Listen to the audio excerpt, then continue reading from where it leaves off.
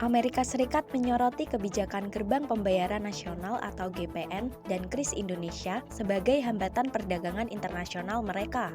Dalam laporan National Trade Estimate Report on Foreign Trade Barriers yang dirilis 31 Maret 2025, AS mengungkap kekhawatiran terhadap kewajiban penggunaan sistem domestik yang membatasi opsi lintas batas bagi penyedia jasa pembayaran dan bank asing.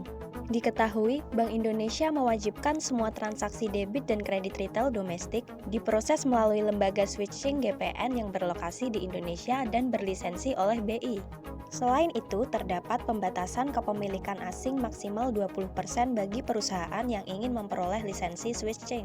Kebijakan ini dianggap membatasi akses perusahaan asing dalam mengelola transaksi pembayaran domestik. KRIS juga memicu kekhawatiran AS karena proses penyusunan kebijakannya tidak melibatkan kepentingan asing dan tidak menerima masukan mereka. Yang buat AS ketar-ketir nggak cuma Indonesia aja, tapi juga negara ASEAN lain yang punya sistem pembayaran mereka sendiri. Kini hampir semua negara ASEAN udah punya KRIS versi mereka sendiri. Dan kalau jadi nanti bakal ada sistem baru yang nyatuin sistem pembayaran negara di ASEAN pakai ASEAN Pay. Nah, ternyata nggak cuma sistem pembayaran aja, tapi AS juga mempermasalahkan aturan sertifikasi halal Indonesia. Mereka menganggap bahwa kebijakan halal di Indonesia tidak transparan dan memberatkan eksportir. Proses buat dapetin sertifikat halal dan memenuhi syarat tingkat kandungan dalam negeri di Indonesia juga dianggap sangat sulit. Hal ini langsung ditanggapi sama Ketua Umum Pengurus Besar Nahdlatul Ulama Kiai Haji Yahya Kholil. Menurutnya, kebijakan halal adalah hal yang wajar di Indonesia sebagai negara dengan mayoritas Muslim. Dia bilang protes boleh aja, tapi kan kita yang punya kedaulatan untuk buat peraturan sesuai dengan nilai dan kebutuhan masyarakat.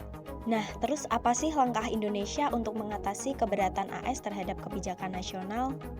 Pemerintah saat ini masih berusaha negosiasi dengan AS untuk mencapai kesepakatan bersama.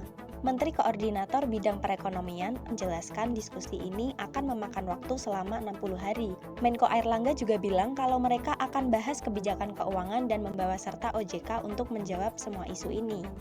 Sedangkan respons terbaru dari Presiden Prabowo Subianto menyatakan kalau Indonesia nggak akan menyerah dan nggak akan pernah mengemis ke AS. Prabowo tegaskan kalau bangsa Indonesia ini nggak perlu dikasihani. Berapapun ketentuan tarif Trump, Prabowo percaya bahwa Indonesia punya kemampuan untuk menggerakkan ekonomi dengan kekuatan sendiri. Nah, gimana pendapatmu soal polemik ini? Coba komen ya!